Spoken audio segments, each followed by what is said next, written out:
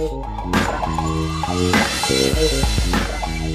everyone and welcome to the EdTech Podcast and this episode of the VocTech Podcast, Learning Continued, which is brought to you in collaboration with Ufi VocTech Trust. In this week's episode, we are looking at skills development in the gig economy, flexible and freelance space. Whilst there is huge opportunity to do better on supporting long-term learning as our world of work changes, there are also legal terms which are slowing innovation in some cases. We get into what all of this means and what our guests would like to see more of. But before all of that, how are you? And 2 dates for your diary. Who wants to join us for a live podcast with Multiverse, Mobilise and Game Academy, talking about how to support diverse learner communities from apprentices, gamers with transferable skills to unpaid carers who are learning peer-to-peer? Do it! Wednesday the 19th of November, 9am on the dot, and you can send questions in. Check out weekofvoctech.co.uk/events, and if you're already furiously beavering away by 9am, or if you're yet to get out of bed at 9am, don't worry, you can always listen back via the EdTech Podcast. Before that, next week I'll be at EdTech Next, interviewing the learning and development leads of a bunch of big companies including Continental and Siemens. If you haven't checked out the programme yet, do go and do so at edtechnext-summit.com, and I'll aim to bring some recordings back with me and hope to see some of you there. Okay, on with this week's episode.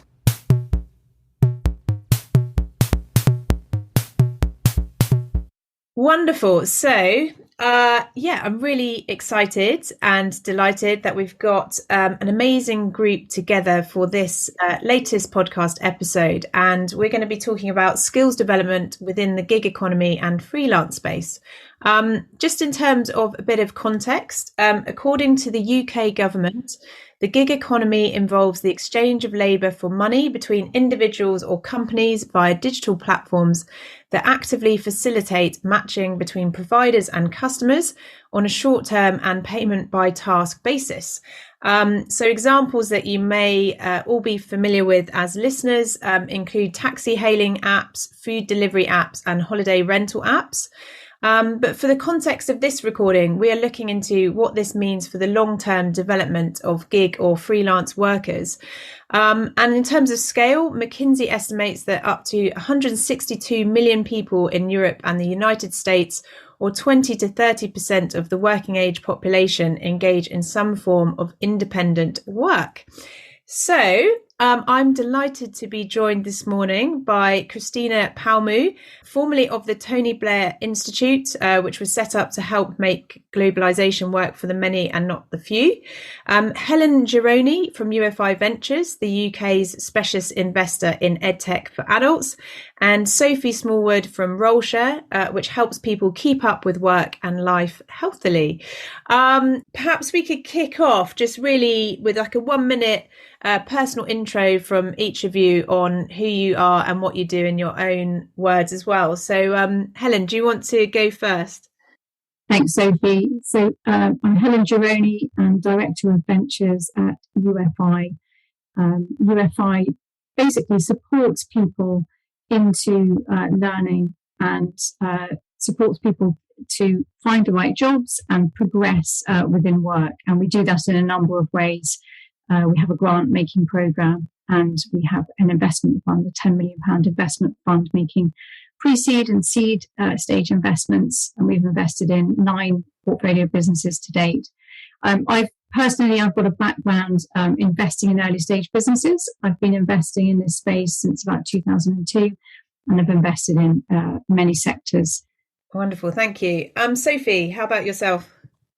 Hey, Sophie. Yeah, so I am the co-founder and co-CEO of RoleShare. And what RoleShare is a platform that enables companies to retain employees who are approaching transition points in life, be it working parents, people going back to school to be MBA students, semi-retirees, who don't want the full-time career anymore, but have the same aspirations. And it's a way for them to keep those employees at the same band level, but by matching them together to share the role. So in essence, we are helping companies scale job sharing and trying to normalize it.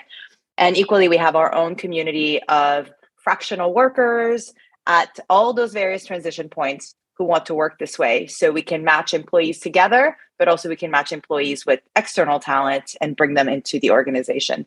So that's RoleShare in a nutshell. Fantastic. Thank you. And finally, Christina. So I am an economist doing work on income inequality, welfare reform, and the future of work. The work I'm going to speak to today is work done with Jigar Kakad and others from the Tony Blair Institute on how remote working is going to reshape the geography of work in the UK. It's a paper called Any Jobs, and also what should sort of worker representation and a system of worker rights look like, so that it includes and empowers flexible workers and gig workers as well. Fantastic. Thank you. Yeah, I mean, that's a really good segue into my first question, which is there a perceived difference between gig economy, freelance and consultant or contract work? I was really interested to know from all of you what you think about the difference between those terms and how it relates to sort of perhaps choice and necessity and what you've seen in your own work. I can jump in as far as the way we see it at RoleShare. So typically with RoleShare and job sharing, we're actually helping people be employees of the organization, but on a part-time basis. And the way we see this as different from gig or contract is that these are employees who really belong to the organization. They have access, full access, equal access to all the information that a company would make available to their full-time employees. And they really are part of the team. And I think one of the challenges that we have heard when we've interviewed people who are working freelance or gig or contract is this feeling of having to work much harder to be successful, digging for information because information just isn't as accessible. And also the constant having to sort of look for new projects, which obviously creates a certain sense of, instability and dissonance, if you will. And these are one of the big differences that we see when we look at gig contract versus, part-time employees in the form of a job share. That's really interesting. And Helen, what's your sort of investment thesis in this space, and what would you like to see more of that you see is currently lacking from the market, I suppose? Thanks, Sophie. Yes, I mean, we've seen a lot of freelance platforms that have come to the market in the past sort of 2 or 3 years and have managed to get funding. These are platforms that are enabling freelancers to find really relevant, quite high quality work generally. What we're not seeing so much of is gig economy platforms that really are tailored to the needs, for example, the upskilling and talent training. So there's lots of platforms that are doing that aforementioned matching, but the kind of long-term piece around how do you develop that community isn't necessarily integrated into those platforms at the moment. Is that a fair assessment? Yeah, absolutely. So the focus of gig economy platforms, in my experience at the moment, is on effective matching and sort of cost minimization of the workforce. And there's so much more, I think, that it could become.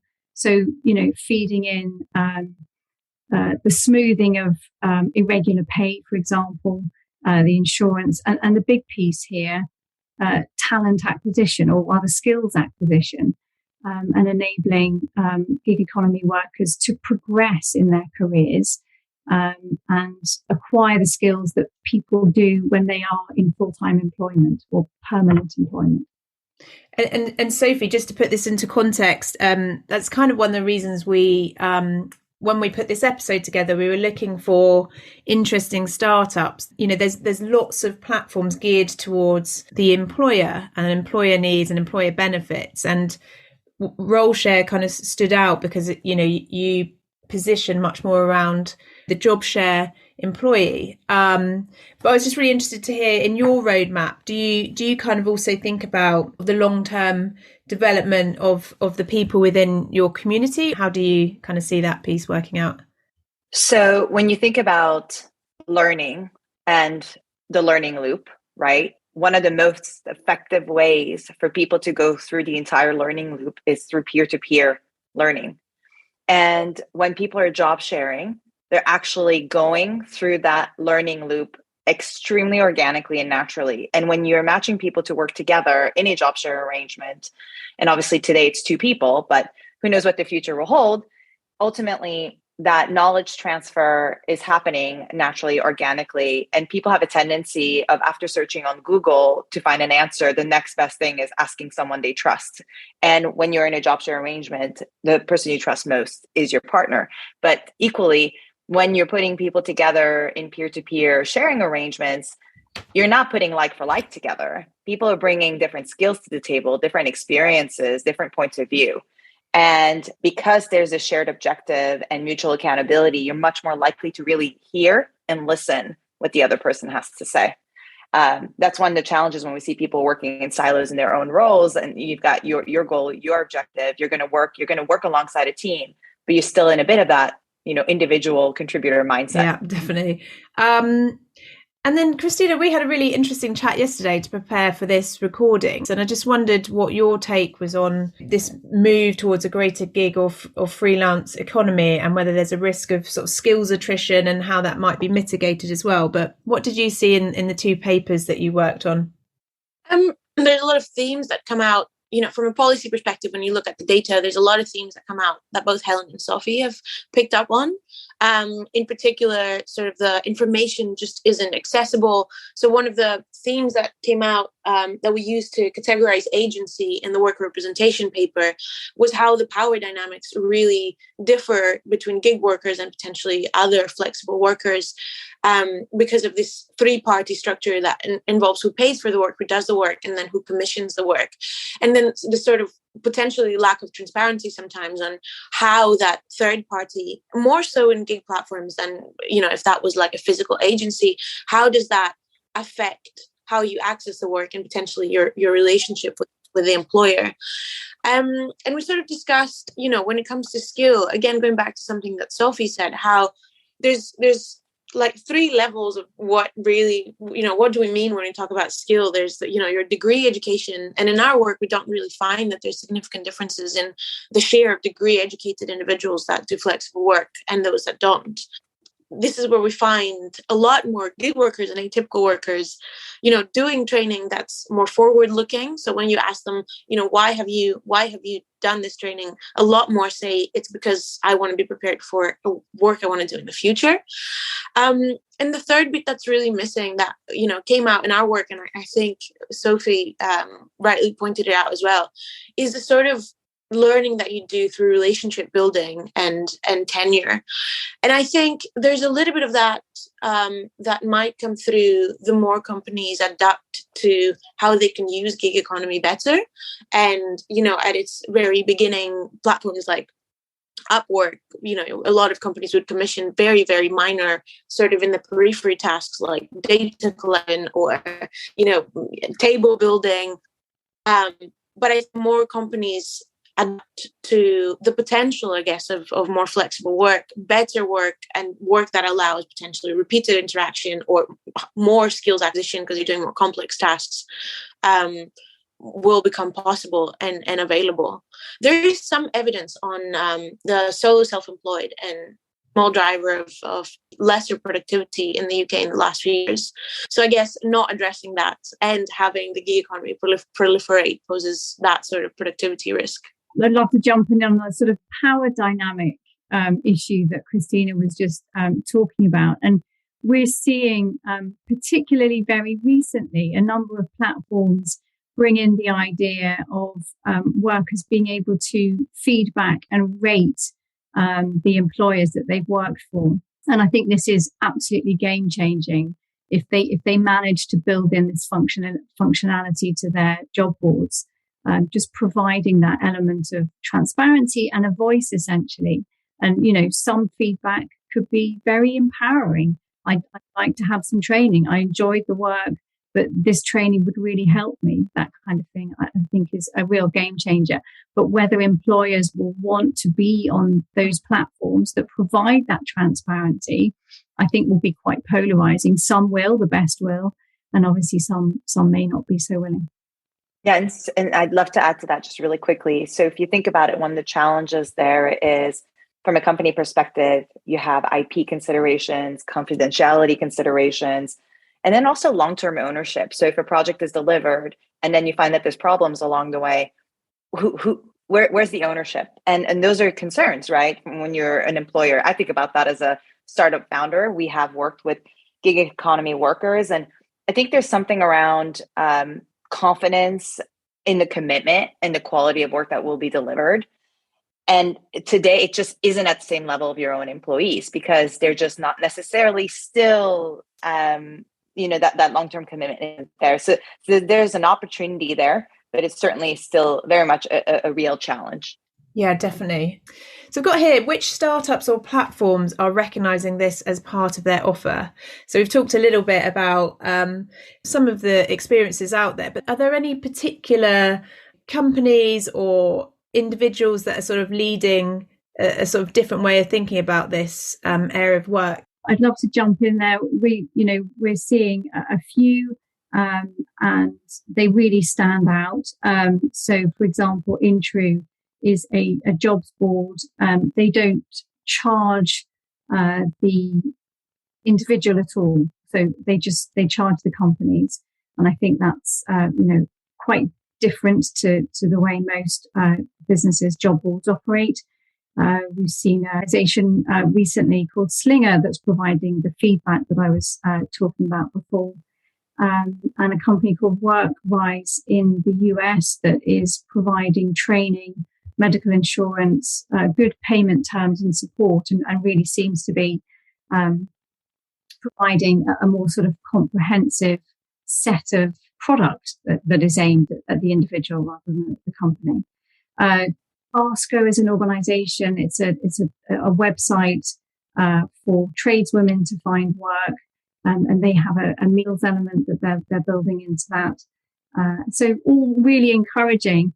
A lot of these companies are very early stage, so we're keen to sort of get involved and nurture that way of thinking. But there are some more developed and mature businesses such as WorkWise and Job and Talent that are really well funded and really operating at scale.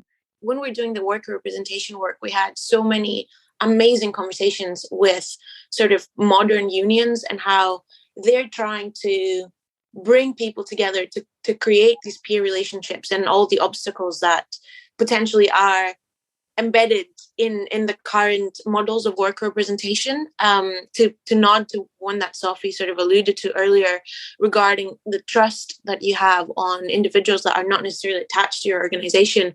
Because the current setup, post-Thatcher, the current setup of worker agency and rights are mostly based on legal arrangements rather than one-to-one arrangements with an employer, or collective bargaining or other structures that have, at the moment, especially in Scandinavian countries. And as a result, I guess there is a limit to the things that an employer, and the Uber case is a good example of that. There's a limited things that you can, because that structure of what you're entitled to from the law is based on how much control is being exercised from the platform on the person that is working. This adds a haziness and a risk to business, because it's not clear what constitutes as control, how much can be asked before the worker can be classified as an employee, and then the set of obligations changes completely for both parties. So there's a lot of sort of modern unions out there that are trying to bridge that gap by getting, I guess, self-employed and businesses to talk more, and the self-employed to discuss with each other the work that they're doing in such a decentralized way to build those relationships, I guess, to get around that. And some of those fall under the sort of EdTech banner, do they? Exactly. Yeah. And we talked yesterday a little bit about, you thought that the art sector was sometimes a little bit ahead in terms of how they're tackling some of these things, or? Yeah, I feel the art sector is ahead in that respect, precisely because they're this decentralized models of work have been there for much longer, even for organizations as big as the BBC. A lot of the work is project-based, and you come to work on a particular thing to be produced, and then that ends and you move on to the next project. And potentially the fact that, an art's work is inherently unique is also, plays at the hands of the industry in it being easier to know. There's more transparency, I guess, and there's more when you're working in the gig economy. A lot of the times the tasks that you give are very homogeneous. So who is going to do the data collection and who's going to do a given table? It doesn't matter if it's going to be Sophie or Christina, but in the arts industry, you want the work of a particular artist to do that particular work. So that heterogeneity helps as well. But also, they've had a lot longer to work at it. And Christina has a really interesting point there around the arts. There's actually a company in the US. They're very well funded. They're called A-Team. And they were the CEO, when he was announcing the raise, sort of the story behind it is, and the inspiration is, production teams. When a company in LA is producing a movie, there's a producer, and the producer has his sort of go-to people, right? Yeah. That they work together. And so that's sort of the concept behind the A-Team, which I thought was interesting. And thanks, Christina, for what you said, because it certainly reminded me of that. Yeah, it's taken me back to my old TV production days. Amazing. Right. What does the research show us in this area about risks and opportunities for a shift towards gig and freelance work? And I suppose the follow-up to that is, quite often, and it's not always the case, but when people think about gig, they can think about young people. So are young people worrying about those risks and that sort of attrition of skills over time? Or any insights that you can share with our listeners on kind of how this space is shaping up would be amazing. I think one of the risks of shifting more people into this economy space is talent and really where the training happens. It is currently happening in full-time permanent job positions. There is less training that happens in freelance in the gig economy, and I think really need to think about ways to make sure that that's structured within the gig economy and freelance work made available to people. In this sector, people learn on their own time. Do young people have the resources to be able to put their own money into developing their career by investing in learning? A lot won't. And also probably this is something that's curated for them if they work for an employer. The employer will put in front of them a list of sort of training opportunities. And you're embarking on your career, maybe you don't know what's available, maybe you need that curation. One thing that's really interesting when you look at statistics around, the future of work, obviously, we know that there's a generational squeeze, right? So on one side, there's an exodus of really talented knowledge workers who are approaching semi-retirement, and companies are thinking, my goodness, how am I going to retain this knowledge? How do I transfer this knowledge? And then on the flip side, people haven't been having as many children as usual for many years. And as a result, the skills that we need for the modern workforce outnumber the skilled workers, right? And as we were saying, people aren't getting the skills fast enough. Like the half-life of skills today is much shorter than ever. And so companies are now faced with this dilemma of, okay, how do I continue to train fast, quickly? How do I transfer knowledge? And so, of course, I'm going to do a shameless plug here, but sharing roles is definitely one way to do that. But also, interestingly, when people come together to share work, there's a 30% increase in productivity. And there's also an 11% increase in well-being. And this is across generations, right? Like from Gen Z all the way to boomers, because there's something about having a best friend at work. And there's tons of research around this subject as well. It gives you more confidence. It's empowering. And those things are very true when people are coming together to share jobs. But I think the real opportunity here is around activating underrepresented groups, oftentimes for those typically full-time positions. And this is something that the gig economy can really help to supplement, right? There's so many qualified people out there who aren't applying for those full-time positions today simply because they don't fit that full-time mold. So if there's a way to actually activate that talent and truly immerse them within the company culture, empower them to do their best work, whether it's on a fractional basis together or full-time, there's plenty of opportunities to make that happen. Companies just really need to be open-minded and more agile. You know, the way of the past is in the past. The question is, are you going, there's two choices. One, are you going to move forward and be part of the future of work? Or are you going to sit back on your sofa and watch it from the past? Really, that's sort of the question. I love that. And Christina, I'm laughing because we had a really funny chat yesterday, which was like, you know, we're sort of saying, oh, there's this really bad problem about gig economy workers and they won't get all the skills because, you know, they're just doing these little slices of work. And then we were reflecting, you know, it's not like the employed experience was that great. Like one of the number one reasons people leave their jobs is because they don't feel like they're getting the development that they need. And employers haven't traditionally on a broad scale been brilliant at upskilling their workforce either. So Christina, you pick up from there because, you know, you were sort of talking about how this is part of a bigger problem as well. It's not just the gig economy. Yeah, exactly. I mean, you know, the problem with training is that, you know, you'd rather someone else trained your worker for you. You just hire them ready and trained and good to go, and you wouldn't have to pay the training costs. And you see that, I mean, you see that a lot in the traditional labor market as well. You know, organizations that pay for masters and stuff require longer commitments from their workers to stay for another 2 years or 3 years. But you also see that in the statistics on training between atypical workers and traditional workers. Atypical workers are 1.5 times less likely to receive training from an employer. And yes, there's an element of this that is sort of skills composition and what sort of tasks traditional workers do versus what sort of tasks are commissioned from sort of more flexible workers. But there's also a disorientation almost of what do we actually want from flexible workers that are going to come and go. If we are to train them, what are we training them for? Are we going to see the benefit of that training? Are we going to have sufficient repeated interactions later to see the benefit of the sort of resources that we're going to put in it? And I think, you know, that falls within, as we discussed yesterday, within a wider debate about adult skills in the UK and a sort of void in policy when it comes to adult skills in the UK and what happens to people that don't go to university and take on a traditional job and sort of continue on in the boxed traditional path and decide to do something more flexible. What happens? And you don't really see the policy offering on adult skills is not as good as in other European countries like Germany.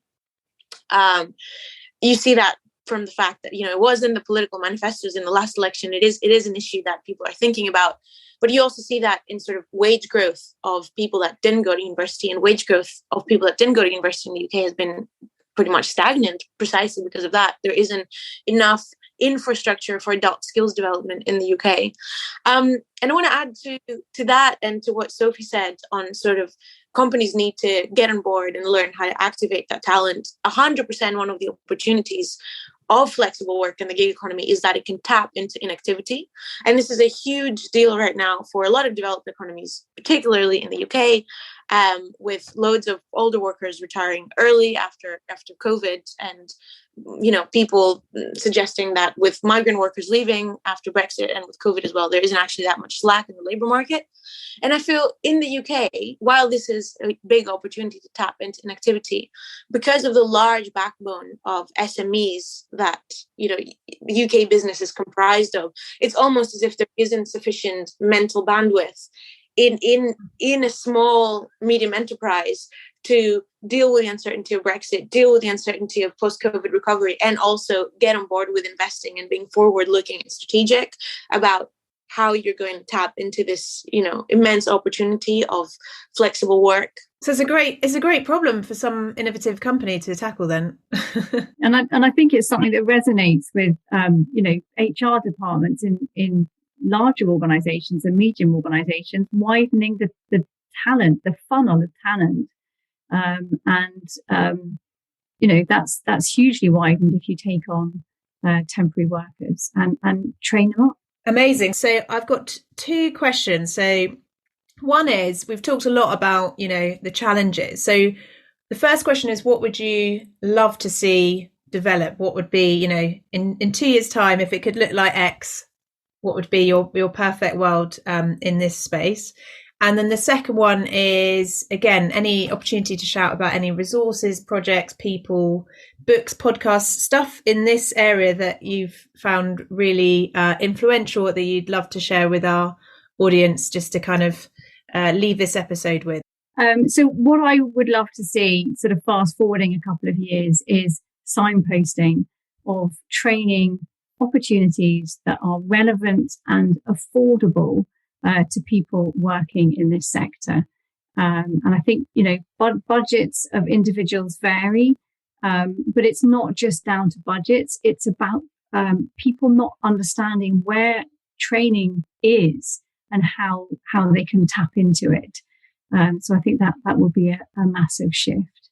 That really reminds me of James Plunkett, the author of End State, and he was talking exactly about that. How do you make it feasible for someone to see the pathway, especially if they're in a sort of low paid but not necessarily low value role, and so it's not this kind of big clunky experience that feels really onerous. So definitely think that's a good one. And I think that will feed into a perception of the attractiveness of working in this sector, how, you can build great sort of skills development by working in lots of different positions throughout your career, and having that diversity of influence, essentially, as you're building your career.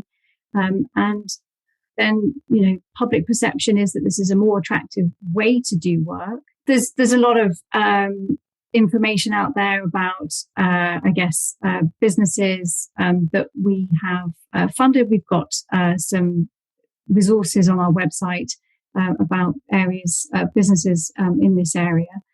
So I'd like to invite people to look at ufi.co.uk. On the vision, I think, I would like to see more infrastructure for flexible work to work. It's almost as if, we need an Employment Rights Act, Vol 3, that, if the previous one sort of equalized the rights of part-time workers with full-time workers, now we have this third category that almost needs to make flexible work not equal precarity, but equal literally what it's meant to be, more flexible ways of working. And for that to work, it's not just about addressing questions of what do we do with data, what access individuals have, how much power platforms have, what should the offering be. And you see that even though in skills maybe we're a little bit behind, there's more of increasing the offering on sort of pensions and holiday pay and sick pay and all these issues that we discussed a lot in COVID, that traditional workers, just some of them at least, take more for granted. And on that, to make flexible work, you need to also make it easier to engage in these flexible arrangements without your whole life being appended sometimes. So the childcare offering and other things that come with working needs to be better in the UK. Infrastructure around what it actually takes for me to sit on my desk in the morning and start work, needs to become more resilient. It can't be that if I want to, put my child in childcare, I need a full-time job because childcare is at least £1,500 a month. So it's very difficult for me to tap into those labor markets more fully because it's, the commitments are much larger for things that are basic, like childcare. Of course, I'm going to give a shout out to the people doing this work at TBI, both in the tech team and the Renewing the Centre. In terms of outside of TBI, though, Sarah O'Connor, of course, is amazing for writing about these issues, writing about the future of work, looking into worker experience and what are the structures within gig economy that could change. And I'm going to say Hilary Cottam as well. her work on how can we look at peer relationships, and what can we learn, and how can we sort of create more resilience in communities through peer relationships embedded in how we deliver public services, skills being one of them. And some of her work actually is about skills in young people. And there are a lot of ventures that she draws from, and Year Here that unfortunately closed this year was one of them, one of these social ventures that looked into tapping into these peer relationships to, address skills development, address an activity. So yeah, I think these are amazing list. Thank you. And then finally, Sophie. Yeah, sure. So I think what I would love to see, and this is very much our vision and mission, very aligned within Facebook, is we want to see a sustainable, diverse, and equitable workforce through shared work, ultimately. And I think the best way I can describe this is just by sharing a story. When we first started, we ran an experiment with a organization in the Netherlands who was HQ'd out of the Netherlands, but they were doing the work in South Africa. And they specifically came to us because they wanted to hire a job share in senior leadership role, which in the past was lacking in accountability. It was very much working in a vacuum, and there was a lack of empathy. So they specifically said, we want this role to be a job share. Can you help us? And after working with them, what we ended up doing is what I would love to see 1 million times over in the future. But the role today is an associate director role, and it's being shared by a middle-aged white man in the Netherlands who is seeking flexibility with a Black woman in South Africa, in Johannesburg specifically. And the two of them have mutual accountability. They share the goals, the objectives of the role. They're literally acting locally and thinking globally together. And what's incredible is that for the woman who's in South Africa, she has now had access to a senior leadership role in an organization that she was a part of for many years, where typically these types of roles were only available out of HQ. And the ability to actually make the world smaller and more empathetic through work is the future of work that I would love to see come true. And that example is one I'd love to see 1 million times over. Amazing. Thank you so much. So Helen, let's just have a quick look at this. So this is a report as well. For anyone listening, the Blueprint for Good Work by the RSA is also a good one to delve into a bit more. Well, we've been incredibly efficient. I think we've got 1 minute left. So it just leaves me to say thank you so much to everyone for taking the time out this Friday morning to share your thoughts on this subject, and look forward to sharing this all with our listeners, and thank you once again.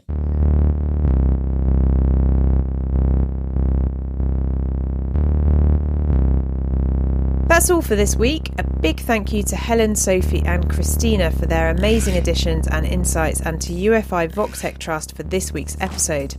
As always, all the show notes are available at ufi.co.uk and the edtechpodcast.com. We've got some great episodes coming up on the podcast, including some really exciting series announcements, so do stay tuned and have a great week. Bye-bye.